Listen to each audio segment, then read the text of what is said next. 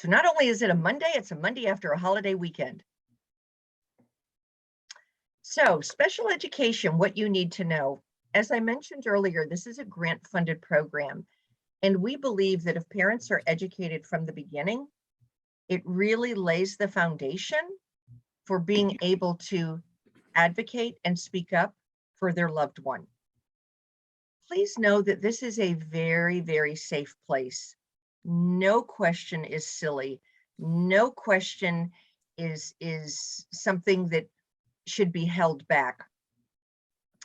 The more I know, the more I realize what I don't know. And we are always learning so much. And we know that there's a lot of information. Please don't think that Leslie, Christina, or myself expect you to remember everything. We don't, I promise you. All questions are welcome. If you could wait until the presentation is finished, that would be great. And if you don't feel comfortable asking a question, because some people are either camera shy or just feel uneasy about it, you can always private message myself, Leslie, and if you only speak or write Spanish, please feel free to private message Christina, and she'll be able to ask the question anonymously on your behalf. So please make sure that if you have to leave and then come back, we'll always let you back in. If for some reason your connection isn't great and you get knocked off, we will always let you back in. Just make sure that you mute yourself. Otherwise, we will make sure that you're muted so you can, everyone can hear what's being presented. We're probably going to be finishing a little after 1, depending on the number of questions that we have. And because we got a little bit of a late start. So my apologies for that. You will be sent the slides when the presentation is finished, and you will also be getting the recording. And just a footnote as well, at the end of this, there is going to be a survey. Please complete the survey, because we want to get more funding so that we can have more free presentations so that we can educate our families. So if there is one thing that is so true about having a loved one with the disability in the school system is abbreviations.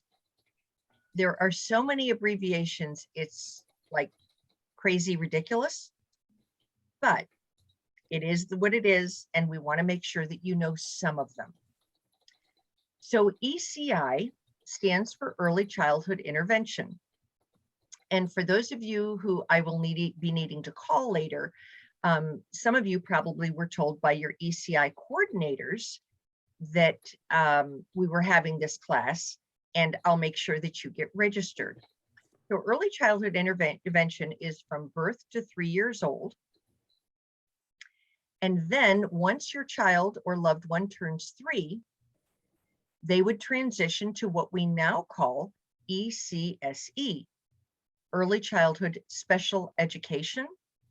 It used to be called, I mean, my son is now 26, and we used to call it PPCD, Preschool Program for Children with Disabilities. And out of habit, I still call it that.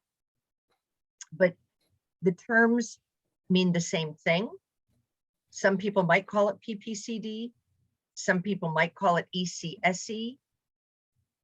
They both mean the same thing. And that is from 3 to 5 years old. So all of what we're talking about today is based on federal law. This is not Texas law. This is not a Houston city ordinance. This has nothing to do with your individual school district and the laws that they set or the rules. This has to do with IDEA, the Individuals with Disabilities Education Act. And this makes sure that public schools serve the educational needs of students with disabilities. Why is that so important? Because that means you are protected by the law. We don't expect you to know everything. We just want you to know some basic information to get you going so that you can be educated when you have the next abbreviation, your ARD meeting. If you're from another part of the country, they call them IEPs. Well, you know, Texas, we have to be different. So we call them ARD meetings. And it stands for admission, review, and dismissal. So some of you may already know what ARD meetings are, and that's great. And if you don't, that's okay too. That's what we're here for. In your ARD meetings, what they're talking about is an IEP, which is called an Individual Education Plan, IEP for short. And something that I want to mention is the I stands for individualized. So the plan that is discussed in the ARD meeting is supposed to be for your child. You know, when I had an ARD meeting for my son, Ryan, it had nothing to do with Leslie's son, and vice versa. This is a term that a lot of you may have never heard of, and that's okay. It stands for Functional Behavioral Assessment. So right now, most of you, probably your kids are young and the behaviors are, there's not an issue. But sometimes as our kids get older, there can be challenging behaviors in the classroom. So oftentimes we advise parents to have the school perform what we call an FBA, a functional behavioral assessment. And we're going to go into more of what that is, but we just want you to be aware of it. So once that FBA is completed on your child, what the school can do is implement a behavior intervention plan. The acronym or the abbreviation for that is called a BIP, BIP.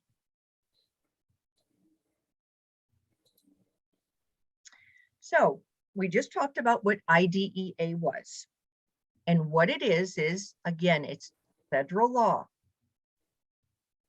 The reason that we have IDEA is to make sure that children with disabilities have a free, appropriate public education.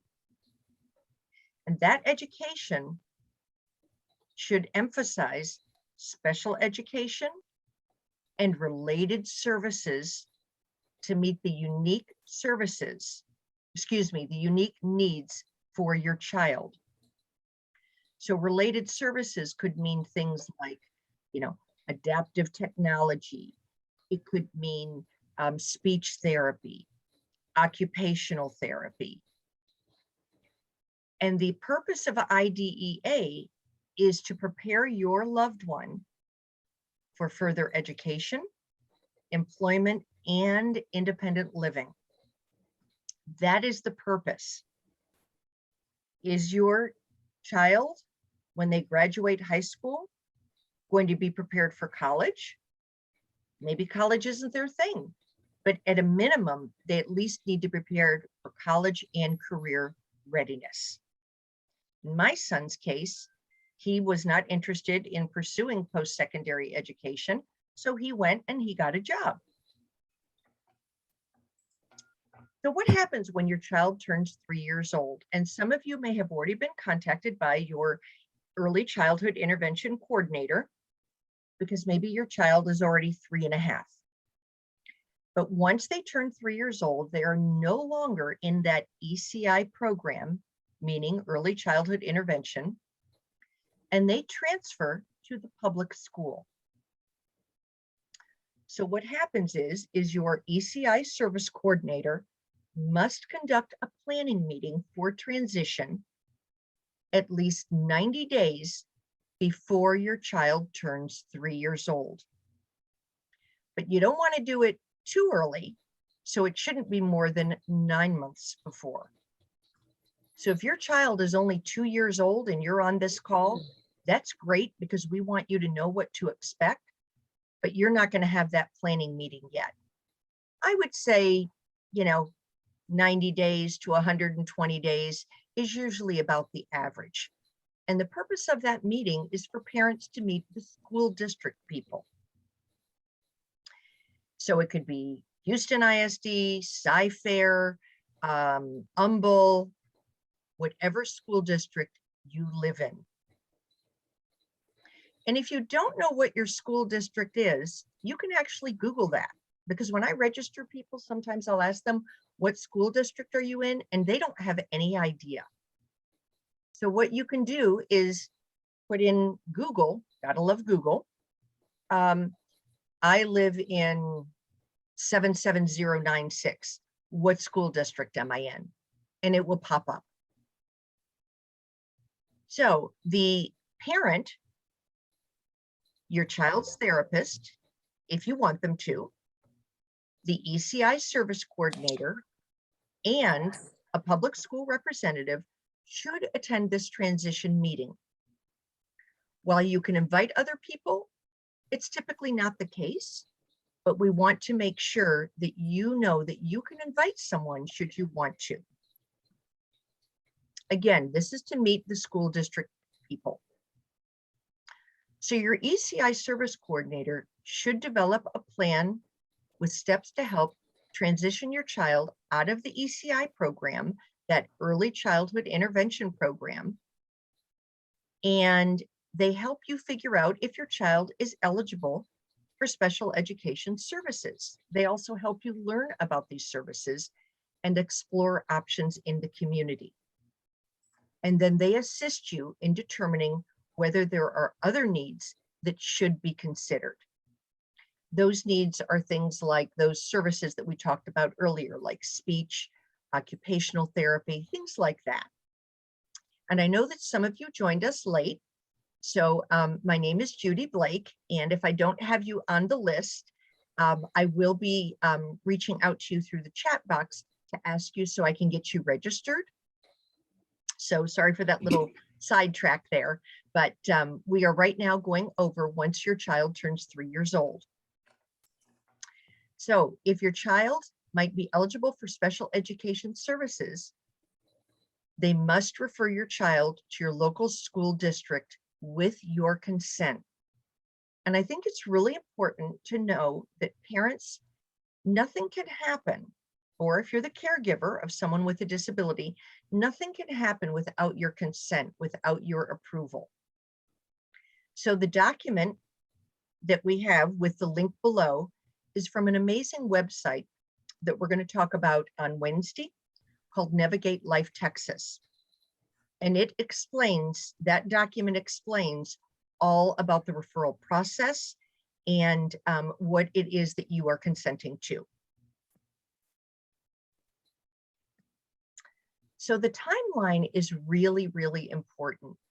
And the reason that it matters that you know about these timelines is because schools are allotted so much time to get something done. Now, granted, we are slowly, hopefully, coming out of a pandemic, although now there's even another variant, so that's making it even more challenging. But hopefully we will get that under control. So the school still has to abide by timelines.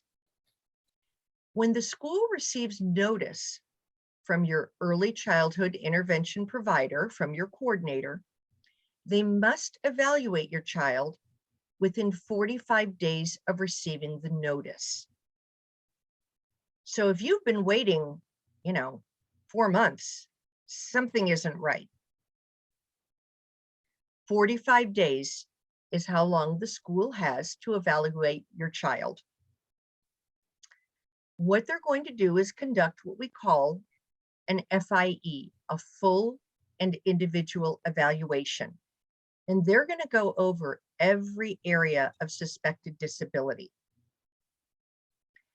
The school must hold, we mentioned it on the previous abbreviation slide, an ARD meeting, that admission, review, and dismissal meeting, to discuss, again, so sorry for all of these abbreviations, the IEP, that individualized education plan. And that must be done within 30 days of the evaluations being completed. So that's why it's really important that your ECI coordinator Oh, Leslie, Sorry. go Yeah, back let me one go more thing. back. Sorry. No worries, no worries. That's why it's really important that your ECI coordinator stay on track, because that sets the timeline for the future. So you want to make sure that you have that school district meeting, then you have the meeting with your zoned school, that FIE gets completed. You have your ARD meeting within 30 days. And if your child is transitioning from ECI to public school and your child qualifies for special education services, the school must allow your child to start on their 3rd birthday. And 3 does mean 3 years old.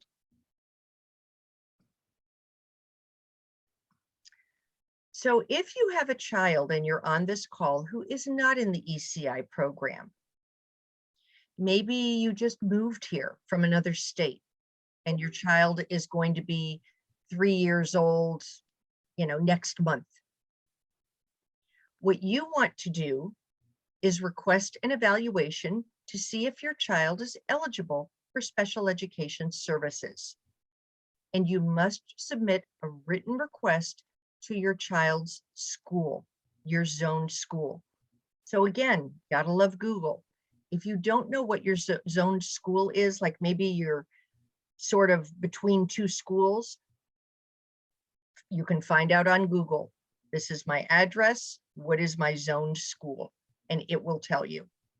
You can also just call up your local school and say, this is the street I live on. Are you my home school? So if you are, like I said, either you just moved here, or maybe your child is 3.5 and now you're starting to notice things, maybe your pediatrician has said something, what you want to do is send a written request to your child's school. And once the school receives that written request, they have 15 school days meaning Monday through Friday, to provide you with an opportunity to provide written consent so they can complete that full and individual evaluation, that FIE, that evaluates every area of suspected disability. And a lot of you that I've talked to in the past, if they're not sure what the disability is, a lot of times there's a speech delay, and that's okay. But if you think that there's another area of suspected disability, you want the school to make sure that they test in that area as well. Anything that you're concerned about, this is the time to do it. And if the school says, no, we don't need to conduct an evaluation, which I would hope they wouldn't do, but if they did do that, they must provide you a notice of what we call the procedural safeguards. And this is a really important document because it explains what your rights are under the law.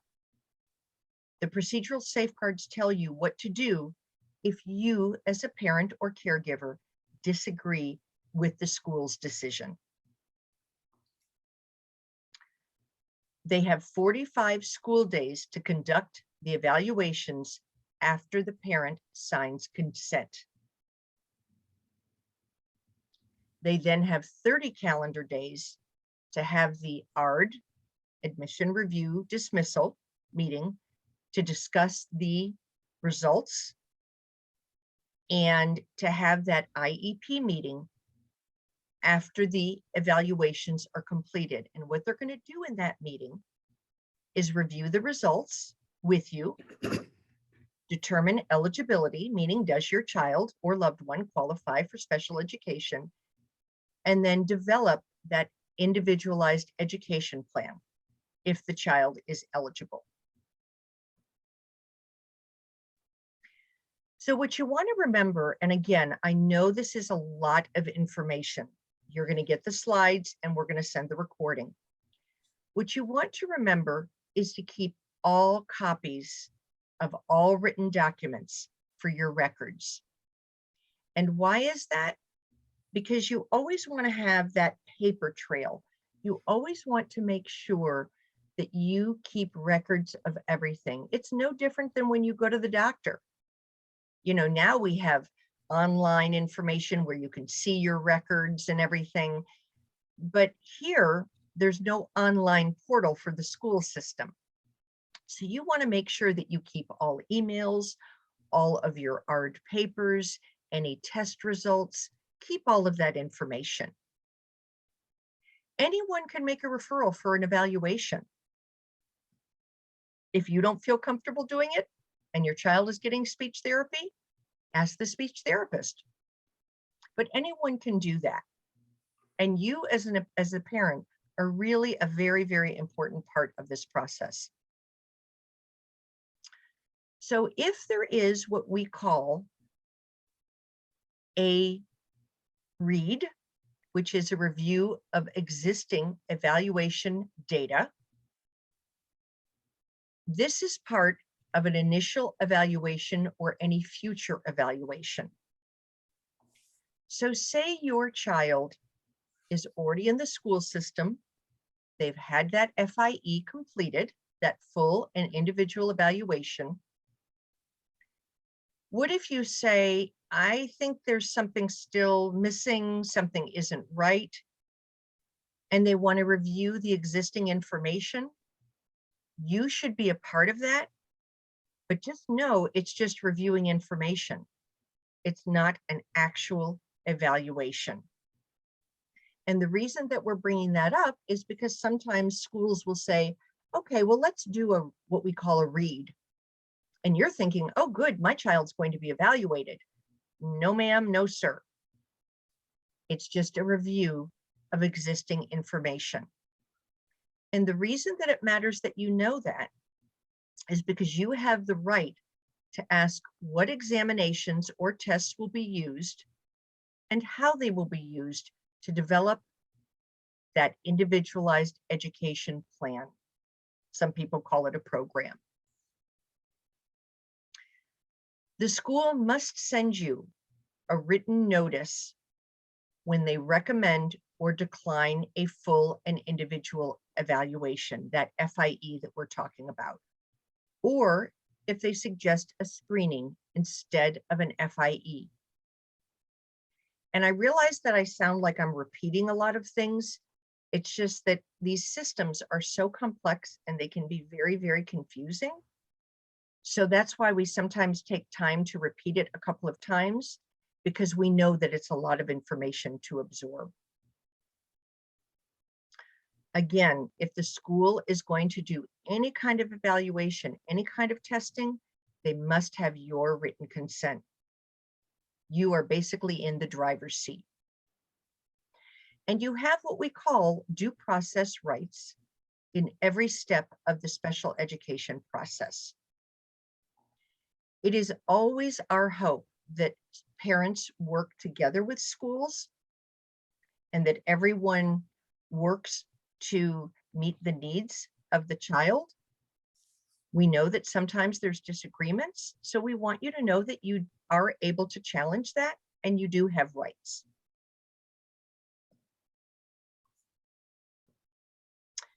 So what areas of need might your child need to be evaluated? A lot of children, we don't know, but it's not uncommon for a child to be diagnosed with autism. The numbers keep getting higher and higher. I am not a doctor, I am not a diagnostician, I'm not a speech therapist, but I'm a mom of a 26-year-old son, and I've been doing this for a long time, and I can usually spot autism pretty quickly. And sometimes when children are in ECI, they will be diagnosed with a speech delay. And then as the child gets older, people realize, meaning diagnosticians, the evaluators, they realize that it could be autism. So they might test for autism. For speech, it could be a fine motor delay or a gross motor delay. Gross motor might require physical therapy. Fine motor might require occupational therapy. Your child might be evaluated for adaptive behavior. Adaptive behavior meaning those skills in the home, those everyday skills. They could be tested for IQ, reading, social skills. Social skills are really, really important. And if your child has either behavioral challenges or has co-occurring disabilities, maybe they have a speech delay and they might have other disabilities that could affect their behavior, and you want that tested as well. So it's important for you to know what areas your child is being evaluated in. And if there's an area that you think they're missing or that you're concerned about, put it in writing and make sure your child gets evaluated in that area. Don't just verbally tell someone, send it in an email and make sure that they acknowledge that email so that you know they received it. So, parents' rights during the evaluation process. There are only a few rights. These are only a few of your rights during the evaluation process. And IDEA, which is what we talked about in the beginning, that Individuals with Disabilities Education Act, there is a whole manual online in both English and Spanish. And we're going to give you the link, but on page 33, it explains what some of your rights are. You have the right to be given written notice before the school evaluates or refuses to evaluate. Again, that's really important, because if you feel that your child has a disability and the school is saying, nope, they're fine, and they haven't even evaluated your child, you have them put that in writing. And I imagine that you will be getting your child evaluated quickly. You have the right to be given information about all abilities, skills, and knowledge to be evaluated. If they're going to be checking out your child, you want them to know what it is they're checking. It's no different when you go to the doctor and they say, oh, we need a blood sample. Oh, okay, Dr. So-and-so, Dr. Smith, what do you need the blood sample for? It's no different in the school system. You have the right to be given descriptions and explanations of the procedures, test records, or reports to be used. All of those evaluations regarding your child don't mean much if you, as the parent, don't understand them. So important to ask questions. So you want to be given a copy of the evaluation reports so you can review and understand the results before you have, remember that IEP meeting or that ARD meeting that we talked about? You want to have those results before the meeting so you can look over them, highlight anything, ask questions. I wouldn't want to be given a 20-page document of information and asked to understand it on the spot. That would be impossible. So you want to get it beforehand.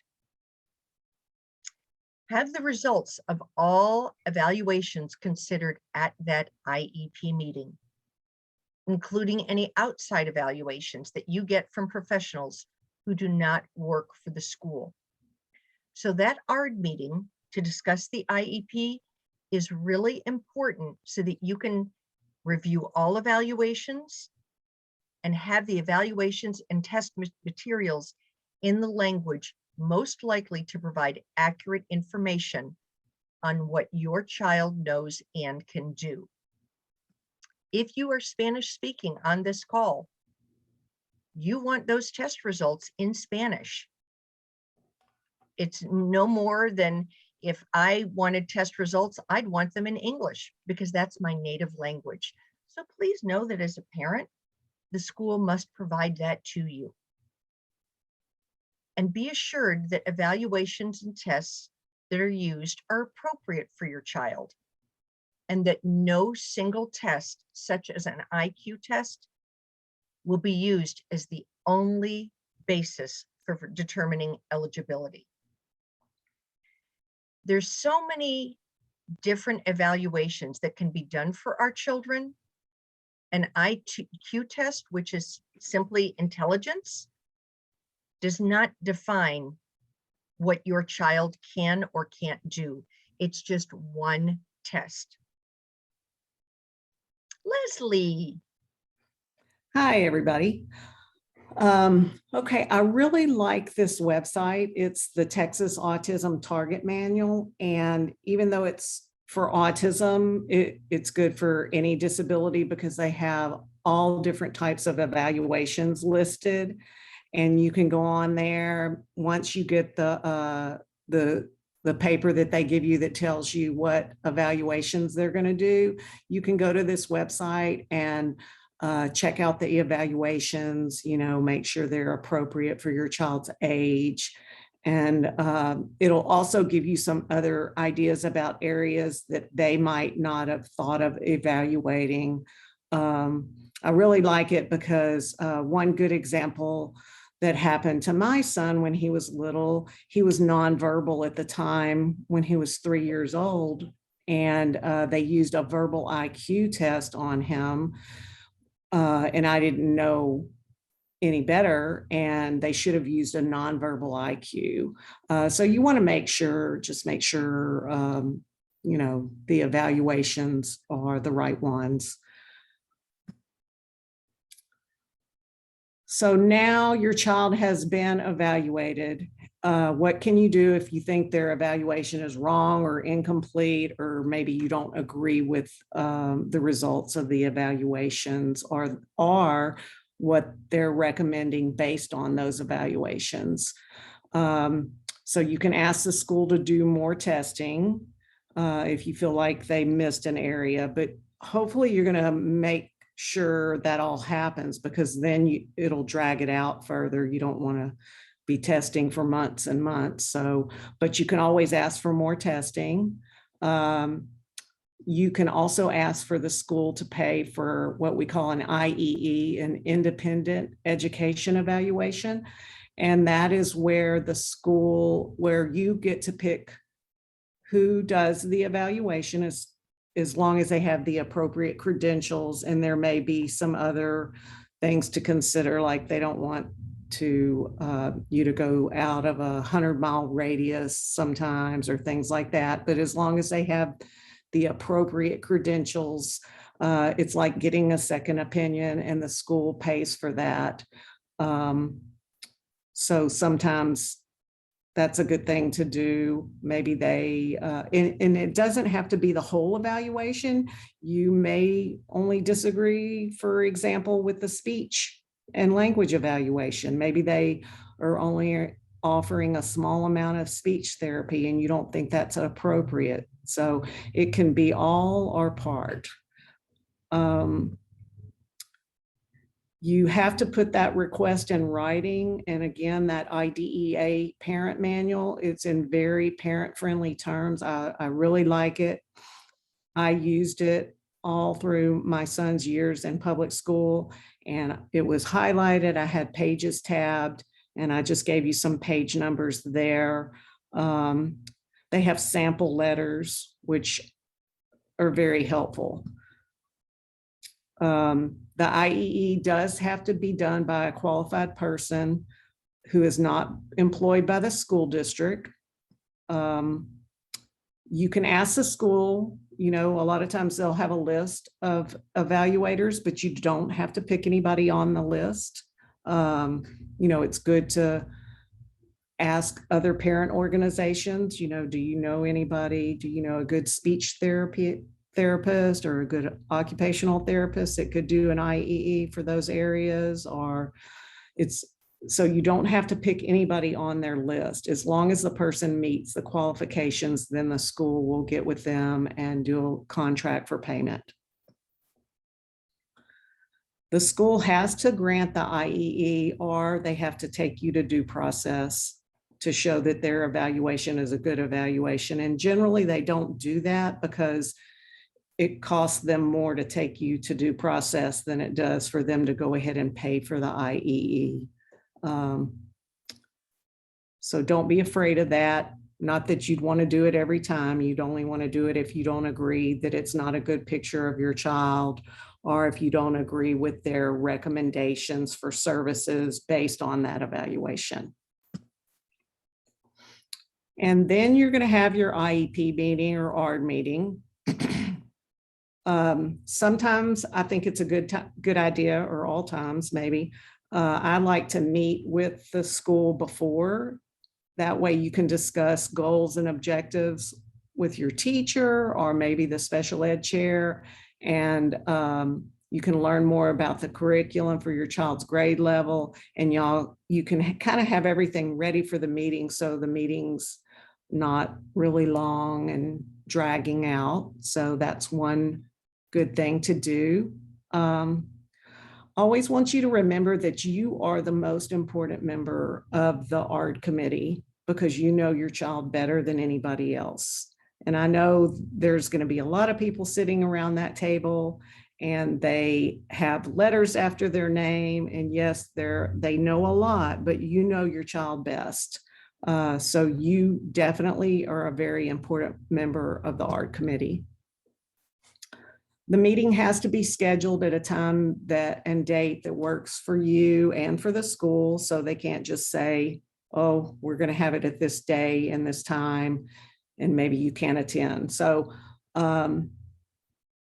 you can throw out dates and times that work for you, but it does have to be at a mutually agreed upon time and date.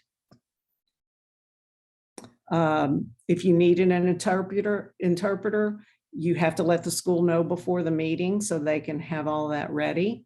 But definitely don't go to a meeting without an interpreter if you need one.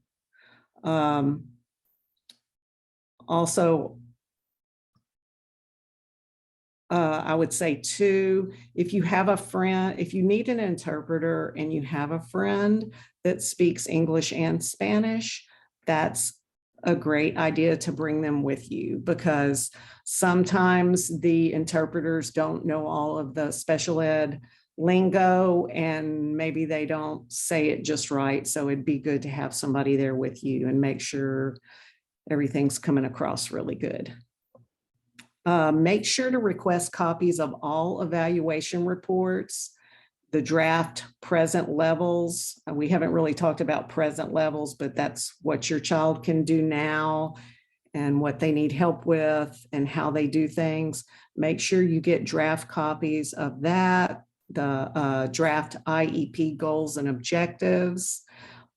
Get copies of all that beforehand so you can go to the meeting and be just as prepared as everybody else in that meeting. You don't want to be in there seeing things for the first time. And another thing, you may have some really good ideas about IEP goals and objectives. Are a lot of times I would look at the present level document and they may have something wrong. So you want to make sure you get that corrected and look at all of that and be prepared when you go in the meeting. Don't just show up, because then everything might not get done correctly. Bring somebody with you. You know, you're going to walk in there and there's going to be a whole table full of people and it can be very intimidating. So if you can bring your spouse or a friend, somebody that knows your child, just to be there with you and maybe take notes for you or remind you to say, can you please put that in the minutes to make sure everything gets documented. It's really good if you don't go alone. And then you also, at the meeting, you know, the first part of the meeting, everybody's going to introduce themselves. So you want to you want to make sure you know who everybody is in the meeting, and make sure that all the required ARD committee members are there. And there's a list of those in the IDEA manual that you can take a look at. Now, you can't excuse somebody, but if they're important to the meeting, like if your child's going to be included in regular ed, you definitely need somebody from regular ed there, because they're going to know the regular ed curriculum. If your child's going to get speech therapy, you want them there. Judy talked about the procedural safeguards. So you're going to get this document at least once a year.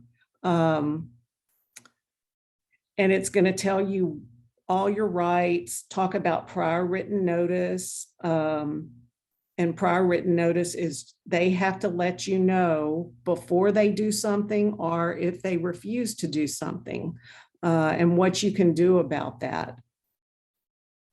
And they have to give you prior written notice. You know, for example, if they decided not to evaluate your child, they would let you know that. And it also, I like this document too, because it has some different things in it that the parent manual doesn't have, or some things are worded differently to help you understand. And I really like the part in the procedural safeguards that talks about what to do when you don't agree.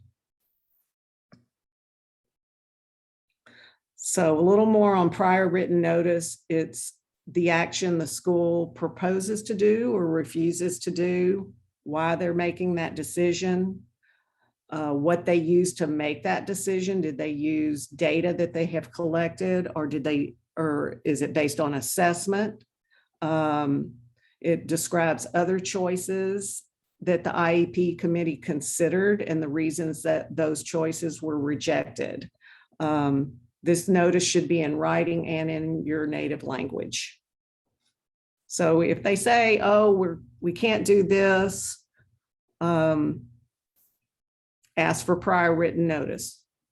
You want to have everything in writing. And we're going to talk a lot about that, about putting things in writing and asking for answers back in writing, because you want to document everything. The more you document and the more you have in writing, that's what's going to keep you out of due process or out of mediation or from having to file a complaint, because they're not going to want to put something in writing that doesn't go along with federal or state law. This is just a good little slide about how everything should flow. You know, the foundation of everything is going to be your evaluation. And then based on the evaluation, you're going to have a PLAFT, which is present levels of academic and functional performance, which is what we talked about. You know, what can your child do now and how they do it and what are their needs? What do they need to work on? So that's your present levels. And based on the present levels, that's going to help you develop measurable annual goals, like what is going to be expected for the year. And then they're going to break that down into short-term objectives. And you're going to have academic goals, you know, based on the curriculum and the TEKS, which is the Texas curriculum. And then you're going to have functional goals that are going to be, I don't know, Judy can help me out there with functional. Oh, you're muted. Yeah, one is going to be academic and one non-academic. So the functional goals is more behavior-based, things like that. Something that is a goal, but has nothing to do with the Texas curriculum. Right. It could be simple things too, just like requesting to go to the bathroom, things like that. Social skills. Social skills also, yes. And this is a good little graphic of that. Everything's based, the foundation is the full and individual evaluation and then ongoing data collection, because they're going to do this evaluation to help you know where your child's at right now. And then as the year goes on, they're going to collect data. Your child may get some grades. You're going to have IEP goal and objective report cards that show how that's coming along. And then you're going to have your evaluation. Then on top of that, your present levels, and then your goals and objectives. And then you're going to have your supplementary aids and services. That's going to be like your speech therapy, OT. Does your child need a paraprofessional support, some paraprofessional support during the day? And then after you do all of that, that's when you decide on placement. And placement is where your child is going to receive their special education services. And always remember that special education should be a service and not a place. So a child can receive their special education services in many different places, in regular ed, maybe in resource, some in life skills. So that should be decided last, because you really can't decide that until you have all the other information. And then Judy talked about this, how a read is not an evaluation. So a read is a very important part of any evaluation, even the first one, because maybe ECI has information that they want the school to share with the school, and maybe you have outside information. And just don't want you to think that it's an evaluation, because a lot of times the school is required to evaluate at least every 3 years and not more than once a year if you request it or if a teacher requests it. But a lot of times somebody will call and maybe their child's not making progress. And we say, well, when was the last evaluation? And they'll give us a date. And then when we get to looking at the paperwork or asking more questions, they really just did a read, and it's the original information, and maybe they've updated a little bit based on the data they've collected and input from the teachers and the parents, but they really didn't do any new evaluation, which I just want to make sure you know the difference, because sometimes you do need new evaluations if your child is either not making progress or maybe making a lot of progress. Additional considerations. So for all students, we should also consider any assistive technology needs, whether it be high tech or low tech, extended school year services. You know, if your child's gonna regress during the breaks, they may need extended school year services, and then graduation, which maybe not for the little kids, but and then some students are going to need other considerations. Not all students are going to need all of these, but auditory, autism, behavior, communication, limited English or vision. So just be aware of all of that. Since we talk a lot about autism because there's so many students who are on the autism spectrum, and this is a Texas thing, the autism supplement. Not all states do or have the autism supplement, but in Texas we have 11 extra considerations for students with autism. But it's really good to look at also, even if your child doesn't have autism, because you can also ask for these things. But specifically, students on the autism spectrum, this is going to be part of your IEP document. It's a very powerful piece of the IEP, and it should not be cookie cutter, meaning that it shouldn't, if you compare it to another student's autism supplement, it should be very specific to each child, and can be very powerful in getting help for the teachers training. They have to think about student teacher ratio. That's how I was able to get my son para support, because I wanted him to be in regular ed and have the support he needed to make appropriate progress in the regular education classroom. And you'll see there's a whole array of things.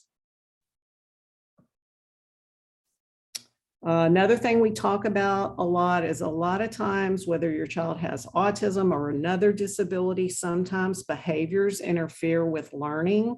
So if you're getting a lot of notes from the teacher about behavior, and we weren't able to get your child to do this or that because their behaviors, then you want to know about behavior intervention. And we talked a little bit about a functional behavioral assessment.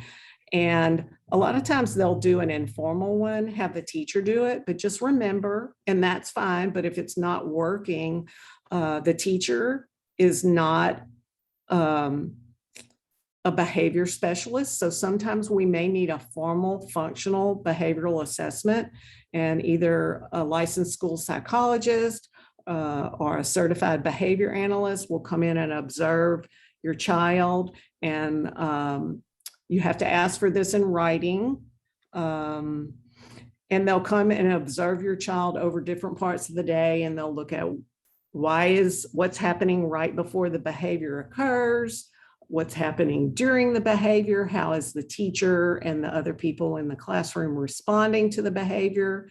And then based on all of that information, you will come up with a behavior intervention plan, and that'll become part of the IEP. And everybody has to follow this behavior intervention plan, and hopefully you'll see improvement in the behavior.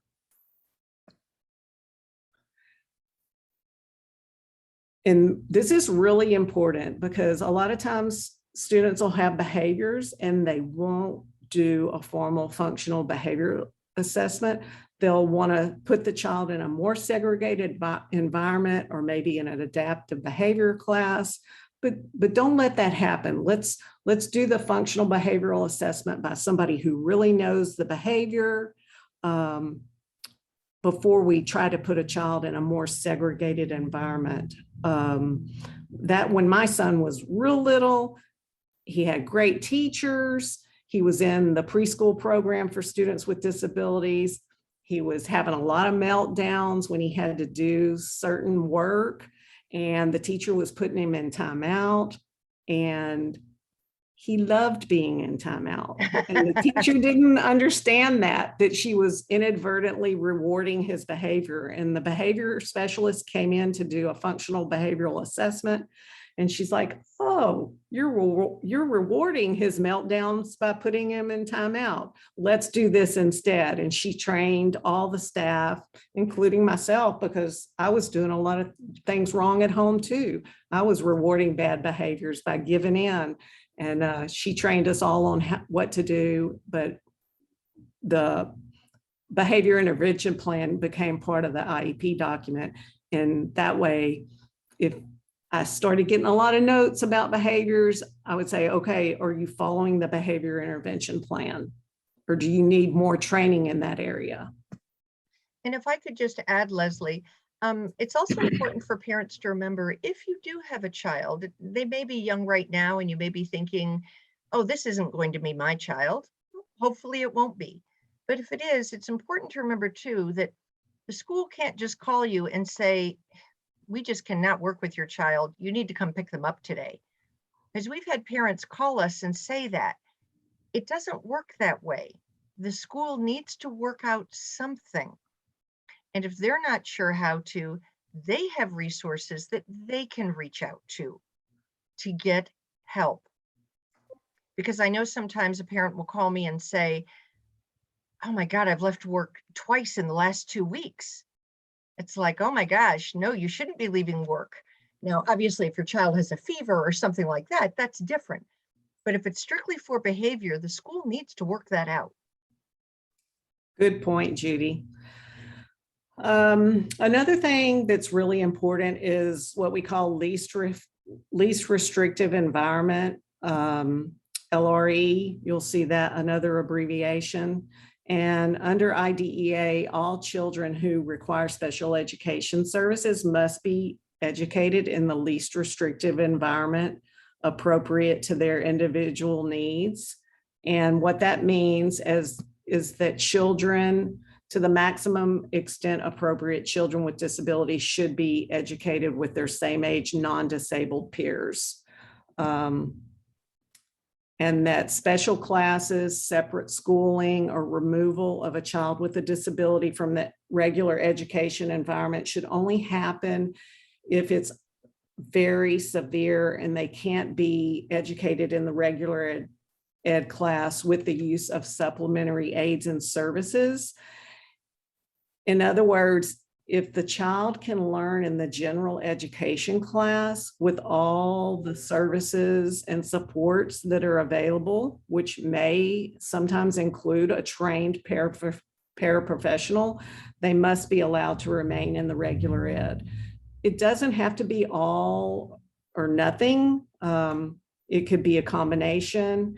And the reason I think this is really important, especially for young kids, is they're going to learn from their peers. They're going to have appropriate speech models, appropriate behavior models, social skills. They're going to learn that from the other children.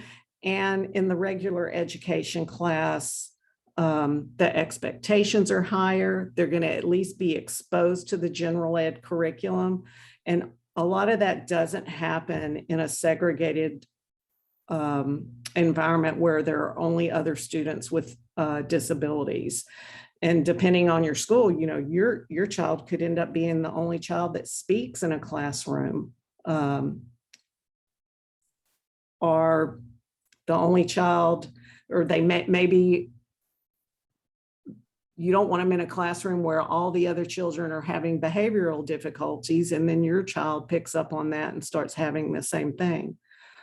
So that's really important. I can't stress that enough, especially when your children are young. It also builds friendship, and they're part of the whole school community. They're invited to birthday parties.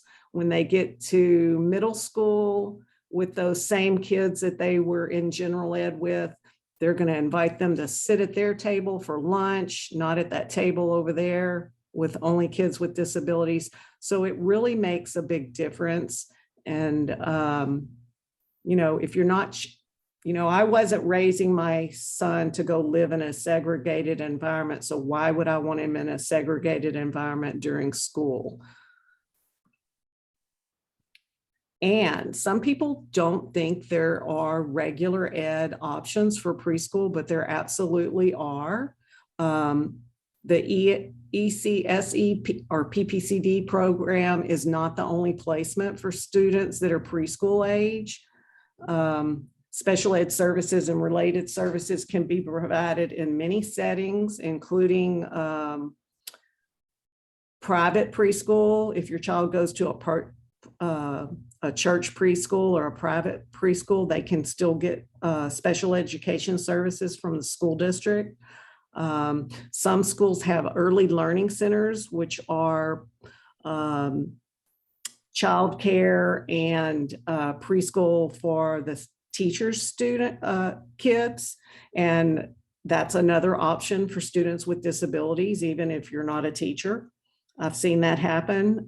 If your child's 4, they might go to a regular pre-K class where they're doing pre-K curriculum, and maybe they have special education support in that setting also.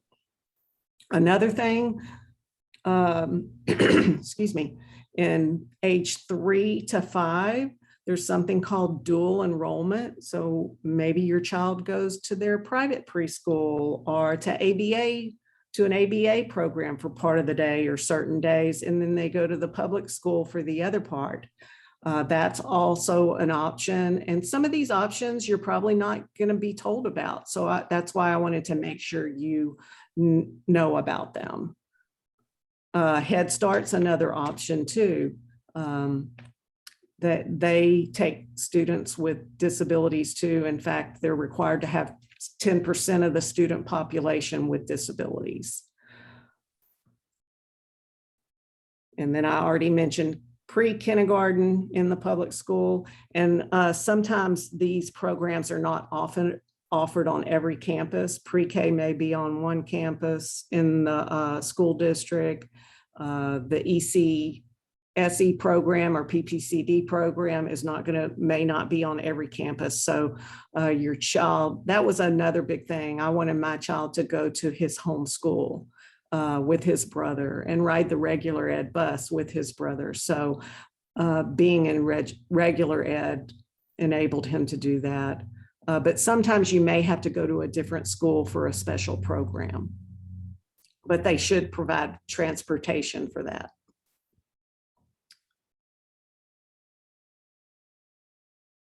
And that's pretty much, that last bullet is what I just talked about. Kind of got ahead of myself. I hope you will always have high expectations for your child. because they're going to rise to meet those expectations. So definitely that's very important, and you want the teachers to have high expectations.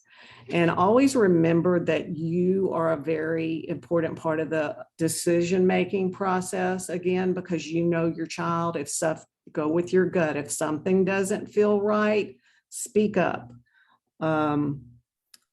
Make sure you familiarize yourself with the pre-kindergarten curriculum. There is a pre-kindergarten curriculum. So let's say your child is in the early childhood special education class, make sure they're working on the pre-kindergarten curriculum. And one thing we haven't talked about yet is accommodations and modifications. That's going to be part of the IEP too. So your child may need just some simple accommodations like sitting in the front of the class, or maybe I remember in preschool, my son, he didn't like to sit still. So we got him a little carpet square so he knew where to sit when they were having circle time and story time.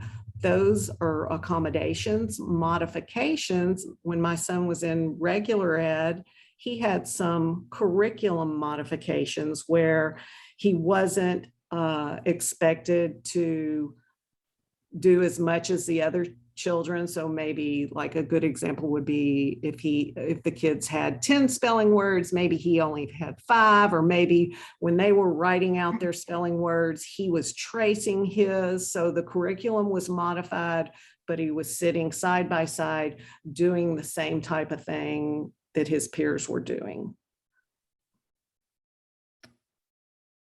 And definitely, this is another thing we were talking about earlier, in sometimes the early childhood program might not be as language rich because a lot of the students may be not speaking well. So we want to make sure that the classroom is a language rich classroom that promotes speech and early learning.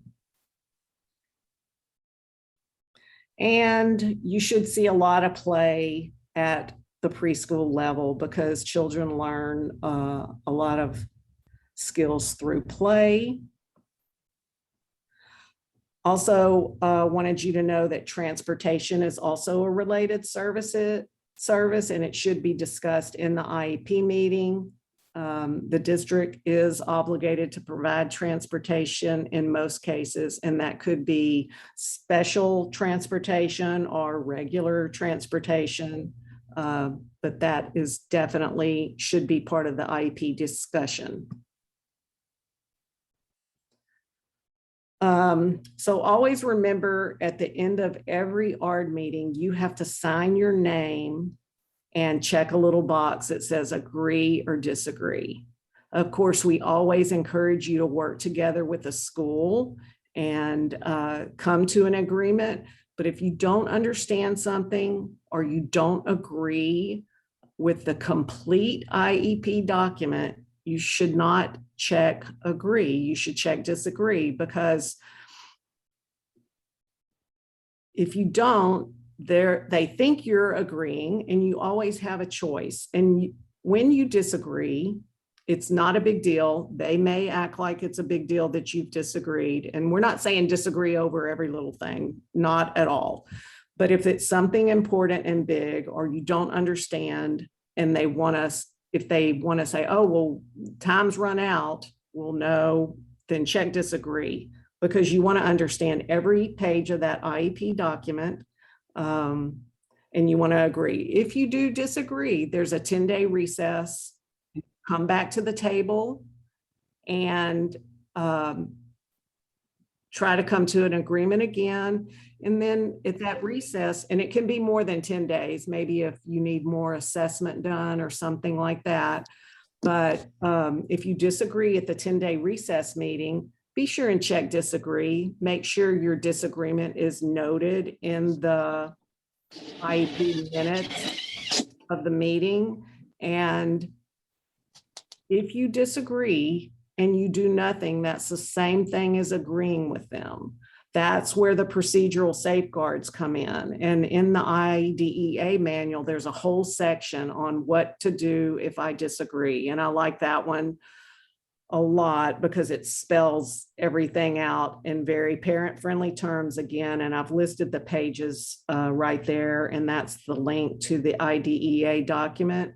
It is in English and Spanish. So definitely use that. But a lot of parents will say, oh, they wanted to do this and I disagreed and they did it anyway. Well, did you check agree? Or did you check disagree and not do anything, not take the next steps? And don't be afraid to do that. Amazing things can happen when you disagree. Of course, not disagreeing about everything, but important things. Because what happens if you disagree is the Texas Education Agency will tell the school district, okay, go have a resolution meeting with this parent because they filed a complaint or filed for mediation or due process, any of those three things. And they'll say, go try to work this out. And if the school district thinks you have a valid case, a lot of things get worked out in that resolution meeting. I mean, hardly anything goes through to due process. So don't be afraid of that. That's there for you so you can get your child's needs met and you have a way to disagree. So we know that we ran over a little bit, but we got started late. So actually we only ran over about 5 minutes. Yay, us. So please, oh, and that is not the right survey link. So Leslie, go on to the next one. Sorry. Okay. Do not take that survey link. My apologies. We put it in the chat box. So there should be another slide. Is there no more slide? Okay, there we go. Okay, so we are happy to answer questions. Christina had to sign off. So if anyone who is Spanish speaking has a question, please, you can, and you don't feel comfortable asking, you can either unmute yourself and then Rosalind or Anna Maria will translate for us, or you can write it in the chat box and they can translate it for us. And there's a place in the survey too. Yes, in the survey as well. So the survey link is written in the chat box and the survey is in both English and Spanish. So please make sure